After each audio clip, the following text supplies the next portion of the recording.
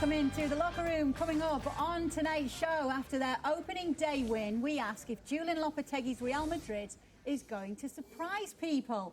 Barca's bench for their season debut against Alaves was their most expensive ever, so we ask if Ernesto Valverde has a clear idea of who his best 11 is, and we'll also revisit the mess at Manchester United right now and ask who's at fault for the most recent result, Mourinho or his players. But let's start in La Liga with Real Madrid, who got off to a good start with a 2-0 home win over Getafe. Now, there were lots of positives to be taken from the game. Is Julian Lopetegui's team going to surprise people, Phil? Well, you're talking Real Madrid, and I don't think you're going to surprise anyone unless you're playing disastrously. I don't see that with this Real Madrid. There's a lot of questions right now, and I wonder what's going to happen when players start to move into position, when they do make that switch for Courtois, when Modric does step back in there, if Benzema maybe takes a seat, if they throw a few wrinkles in, then I'd want to find out how they play. But what we saw yesterday, Ray, was arguably better than almost anything we saw under Zinedine Zidane. I don't see there was a massive change in it without Cristiano and without Zidane.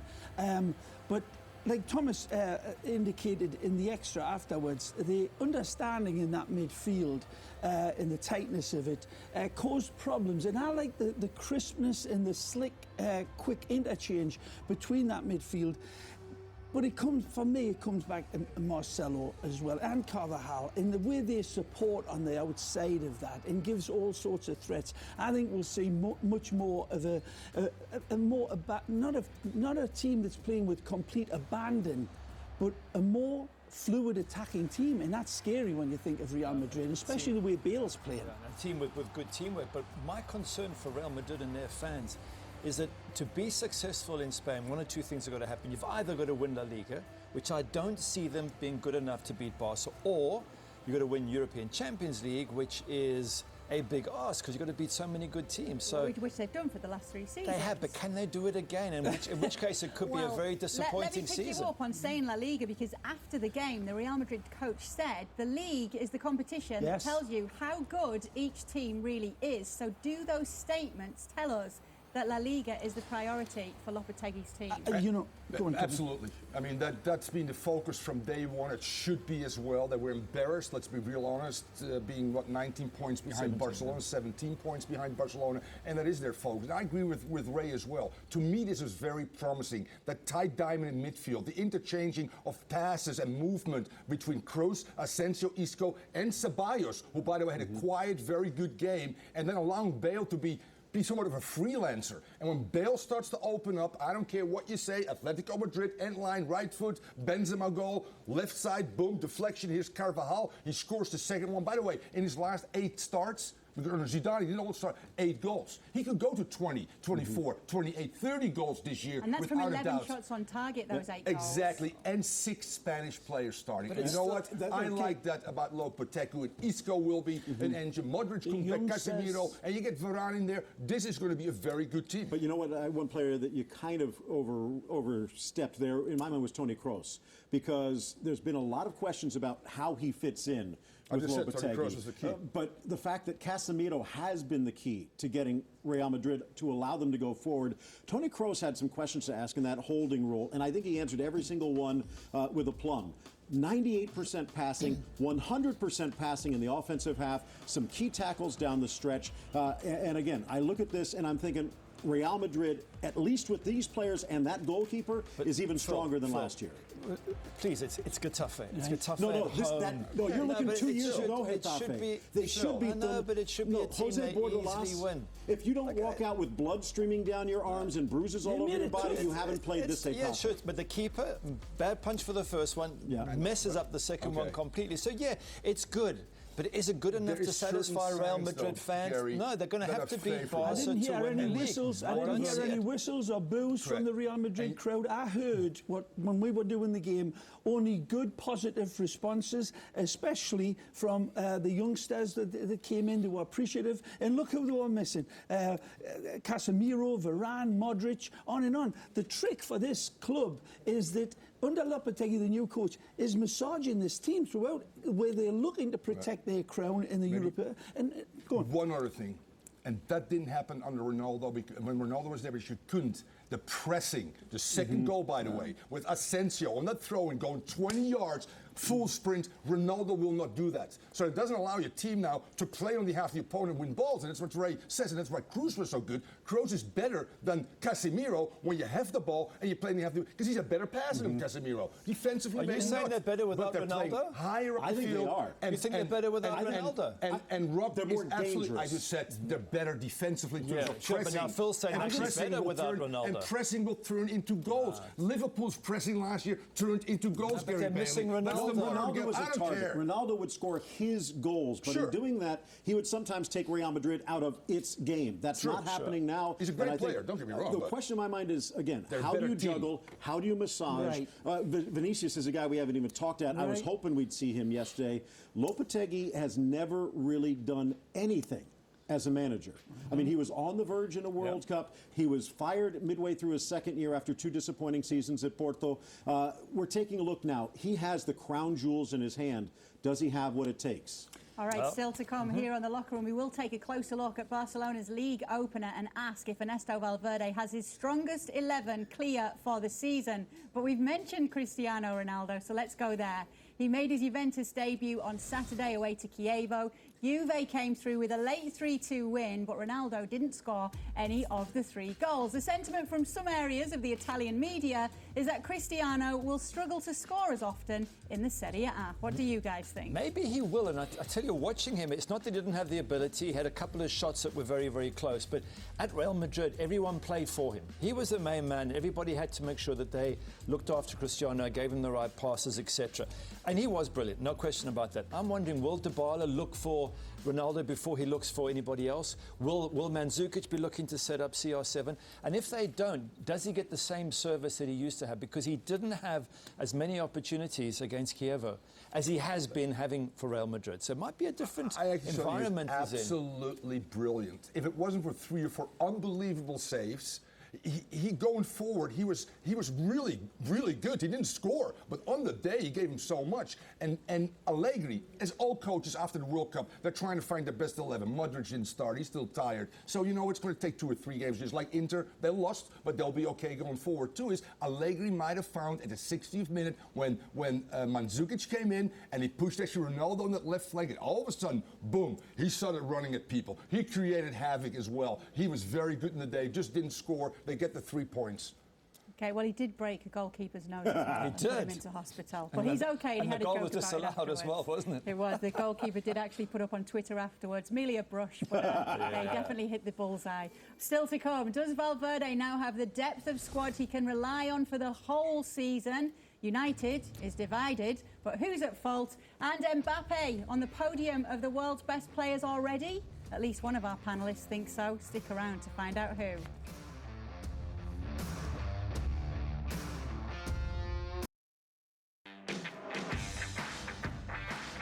Welcome back to the locker room. Barcelona showcased their most expensive bench in the club's history on Saturday. 294 million euros, which is around $337 million. So, does Ernesto Valverde now have the squad that offers him the options he perhaps felt he didn't have throughout the whole of last season? He's certainly got an unbelievable talented squad. It's depth, there's cover right, left and centre. It's getting that formula right. It's getting that mixture of defence and balance that he really trended towards defensive football last year, and it wasn't to the liking of a lot of Barcelona fans. They've added a lot of verve now, but picking the best 11 is going to be a real challenge, game in, game out. I think he'll go horses for courses against the opposition, depending on the opposition. But the one thing that remains as constant as a Northern Star is Messi. I mean, I know a lot of people think I'm his biggest fan. I just love high-quality footballers, and he is beyond world-class. He was staggering beyond belief, Kay, and the reliance on him will not go away no matter what the depth of this squad is and the talent that is there. Without Messi, they are diminished, and it was awesome. And I'm just thinking to add to that, what if Suarez doesn't get the form? He's already struggled a bit. Because if he's poor, and if he doesn't get the right form, and anything happens to Messi, I'm looking at Barca and saying, have they got enough because Messi's crucial, and I've always felt Suarez was a crucial player for Suarez them, has for his been aggression way as well. off So song, way if he's off not song. there, who's their number So 9? Alcácer? You're not high on Barca then? Oh yeah, absolutely. But I'm just saying You that are high on if Barca. absolutely they're going to win Absolutely. it. But I'm saying that if there's a weakness, it comes with Suarez not finding form or Messi getting injured. And I'm thinking, who in that darkest of situations, Alcácer not good enough? It looks like this is Dembele, going to be striker. the toughest year for Messi, and he always responds. The captain, again, a sublime performance. I agree with Ray, and to a certain degree with you as well, is that are they too reliant right now because nobody else is performing? Dembele again struggling. Flashing. Could Malcolm be somebody? He looked so good at different times, but he still is a little awkward with some of his possessions. It doesn't. Whereas when Coutinho came in, there was a lot of change. And I think with Semedo, I love Semedo. I was really pleased that Semedo got the start. But he was a little bit hesitant. When Sergio Roberto came in, things changed. So my point is, in all of this, every which way he turned it, there was good, but it wasn't. They didn't blow me away. Messi did. Absolutely. I think that's the one key. When you take a look at this Barcelona, there's multiple answers on the Rubik's Cube. Some of them are more defensive, which Valverde tends to lean towards. But it was when he made the moves, and he made the right moves. Because it wasn't just Coutinho. It was getting Coutinho in the right spot. Because when they moved Sergio Roberto back, put Arthur in the midfield, all of a sudden things clicked. But still, if Messi wasn't out there, there's a very good chance they drop points against Alaves again. But what Gary says about the Suarez thing, man, this isn't going to go away, Kate. This is a player that's starting to look his age now. Yes, what is he, 31 now? Yeah. And he's a heavy 31, Right. isn't he? He's a big boy. Let's talk about Great today's assist. game, Monday night Liga action. Valencia Can we do against this every week? Atleti. You guys on the call for this one? Yeah, it was a phenomenal game. I mean, the highest quality as well. Two teams going neck and neck, right down to the wire, and both teams could have, should have, would have won it. Tremendous balance, beautifully coached teams, great atmosphere. The place was sold out at the Mestalla K, and it was a vibrant, tense game of football. The two goals were magisterial, were unbelievable, and go on, Phil. Well, the one thing in my mind is what we saw here for this 90 minutes was better than what we saw with Real Madrid, was better than what we saw with Barcelona. And I can see Atletico, the team that some people even at this table say have a chance to challenge for the title. Thomas Valencia also, I think, not just Champions League, that might be setting the bar a little bit too low, because if everything clicks, they don't have Geddes back yet. That could make this team even deeper. They haven't really found a way to work, but Shuai in, he looked good in a brief moment. I think both of these teams are going to be around for the long haul. It was absolutely fun to call. Yes, that was brilliant stuff to have on a Monday night Valencia against Atleti. Let's move on then. UEFA have announced a 3-man shortlist for European Footballer of the Year. Luka Modric, Cristiano Ronaldo and Mohamed Salah. Did the right men make the podium? No Messi when they win the double and he sets records for goal scoring? No. Champions Did the League right men make the podium? Well, I would have left out Modric. I think Salah's had an You would have left out unbelievable- Modric, who wins the Champions League and gets to the World Cup final. No, but the World Cup's not part of this, isn't it? Isn't it Well, just Europe? they still look across the season. Right, under the but your umbrella. season- For me, Modric is going to be the one that's going to disrupt it all. I think he'll win it. You think he'll win it? I do. I honestly do. I think the performance for his club, he was so imperative for Real Madrid's success in that midfield, and then he carried that form on in a World Cup where he was glittering and dragged Croatia to that final. Had a good set of casts around him as well. Good and players. they still But finished you can't 17 take points it away. back of Barcelona. Nobody, okay, fair enough. Messi exclusion is a little Who would bit you of an leave advert, out but then? couldn't leave Salah out after the way he did the same, bringing his team to the Champions League. He was inspirational that way, and for Liverpool as well. But and Cristiano, of course, I think it's going to be between Cristiano and Modric. I would say Modric. I think they're going to split the vote and Salah walks away. Really? Well, that's one to watch for. But Gary Bailey made a big statement at the weekend saying that Mbappe is already the world's third best player. You stand by that? Wow. I do, because he did one thing with the ball that amazed me. He took it, changed direction, and the defender literally stood and couldn't catch up with him. His change of movement and pace is such that a good defender couldn't live with him. Now, if you can do that more often, then there's no defender, not even Varane's going to catch you there, which makes you an unbelievable player. Yeah, of course, Neymar has more skills, but on one-on-one, I think Mbappe is now going to the level where you can't let him come at you because he's just too good, which puts him right behind Ronaldo. Welcome to the Messi. right side, by the way. I've been saying this for a year and a half. Thank you, Phil. Even to the point, and I think you even said this as well, Neymar goes to PSG to get his team, to get his chance for the Ballon d'Or. Mbappe's going to steal it from him. I say he's the second best player right now. What? Ahead of Ronaldo? Ahead of Ronaldo. Take a look at what he did. Ronaldo can't do that anymore. Mbappe does that and more. Wow. What? Wow. Ray and Thomas have stayed silent on this one. I'm shocked. He's not even my top 5. What? Really? No, come on. You Serious. can still put Messi there. You can still put Ronaldo there. Right. You got to still put Modric there. What he's done. And Mbappe is a flash in the pan right now. Okay, you want a World Cup, you know? Hey, Thomas, listen, I'm going to put him in the Salah category. Salah is a one-year wonder, just like Mbappe as well. De Bruyne is a better player. Hazard is a better player right now. Griezmann is a better player. Everybody has seen it. He lived up to the expectations as a 19-year-old Wow. in the World Cup on the biggest stage where he was arguably the best player in the World Cup and provided it in that incredible French team. For me, Thomas, I mean, I still think Messi, a footballer, it'll be Messi. But Mbappe, a 19-year-old, he's the next great thing. You look at the team, Griezmann was more important than Mbappe for the team. Varane was more important for that French team to win the World Cup. I put those two players ahead of them. The last 2 games for Mbappe, he played injured. Different. I don't care if he's injured, yes or no. You're looking at impact of players having, not just like, whoop, going like that. Do it for 10 years, fair enough. Then you'd be next to Messi. Well, they've had about 10 years more than him, too. Right. Well, that's why he's third. That's why he's third. Messi, Ronaldo, second. Griezmann, are you kidding? Celta coach Tony Mohammed had a La Liga sideline debut to remember. Stick around to see this one. It will make you laugh. Messi makes another appearance in our top goals, but we ask who joins him and Mourinho versus the world. Who's at fault at Manchester United? We discuss.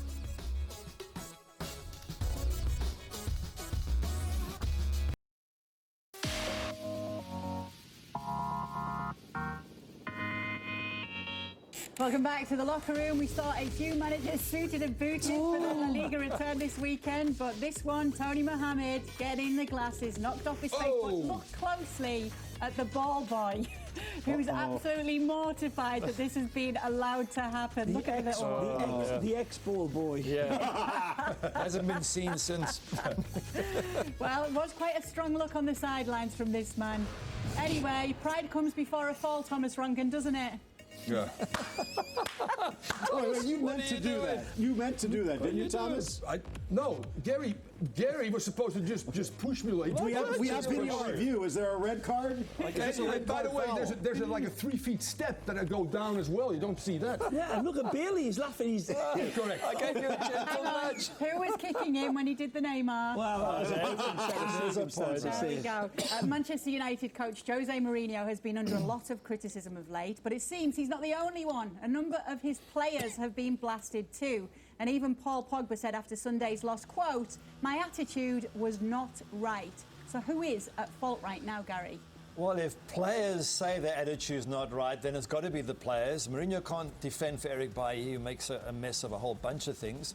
I don't think Mourinho's helped himself with his attitude and all the pre-season stuff. But at the end of the day, players have to play on the pitch, and they were atrocious.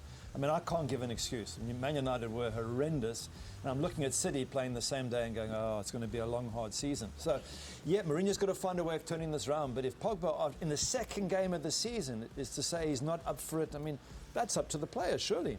I think it's ridiculous. I really am. I mean, you got the hip-hop soccer superstars now determining if they want to play or don't want to play. Yeah. What happened when you came and you played for the love of the game? Isn't it the manager's job to motivate? To make sure they're focused, and if they're not, put someone else in. You got to have something within you first and foremost. It's easy now also to go, like, I'll do them. And by the way, they're giving it back to Mourinho. I'm going to do a Mourinho. I don't feel like it today. But you're bad. I'm going to throw you under the bus. I'm not a huge United fan, but you have Why not? When you put that jersey on, though, what it represents, it's got to be more than what we've seen. The players have to hold their hands up here to a large degree. To a large degree, but it Mourinho set, hasn't helped. the tone was set in this pre-season where there was a table that was people, all the fans were saying this doesn't look good.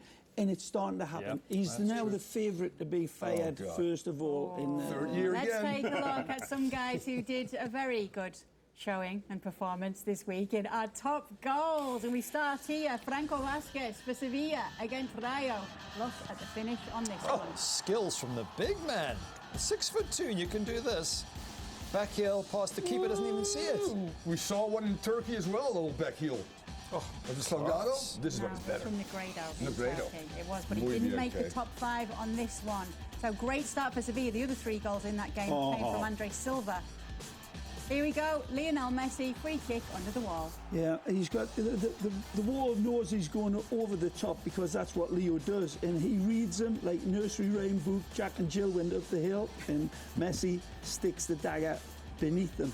And to say if they had a player lying down on the ground, it would have made a difference, but he would have burrowed underneath it anyway. Magic ball. In at number 3 for all of Go you. Phil. This is Mbappe. Here he Here you go. is. Gary Valley. Again, this is just Best part player of what in the he world. does. In my mind, you take a look at the skills, great. You take a look at the shooting, the passing. It's the intelligence. It's what's in between the ears that makes Mbappe so great, and we haven't even scratched the surface. That was him 90. coming on. Wow. Second half, turning it all around for his Third side. best player in the world. Second, In at number 2 for you, it was a weekend full of absolutely gorgeous goals, and this is making the second spot for us. It is Aaron Leia Iseka at Toulouse against Bordeaux, sentencing Bordeaux to a second defeat in 2 games. Nice. And in at number 1, it get had to in. be Jose Luis Morales. This goal came on Friday, but we have not stopped showing it, and for good reason. Whoa, ole! Fantastic. I mean, he's beat 4 or 5 players there. One there, gets a tackle. The actual defender gets the ball, he reads it, and this is lovely. Great bit of skill. 1 Past foot, the but what a keeper. foot. I'm a little Yeah. disappointed, actually. You're disappointed? Well, no, I'm disappointed that my favorite team, Kay, is Alex Galar scored a brace for my team. Huesca, your Huesca. team that you forgot the name of. He did. Alex Gallar, great performance. Huesca, as great Huesca story. make their debut in the top flight. So they were our top goals of the week. We'd love for you to vote for your favourite across our social media and digital platforms. Guys, if you had to pick one, who would you go for? Morales, eh? Would you go? Mbappe for me. Mbappe? The I like audacity of the finish was scandalous, Yeah, and that's that also pace, that change of direction to leave his defender for dead, then narrowing the goalie in the scoop. Oh, brilliant. As the third best player in the world, I think it's a fantastic goal. and Yeah, okay, Mbappe. whatever. okay. We'll Give it revisit the Mbappe one soon. Thank you so much for joining us tonight on The Locker Room. We will be back same time, same place on Friday. See you then. Nenek Tobias used to do that rock, you remember? 30 years ago. Yeah.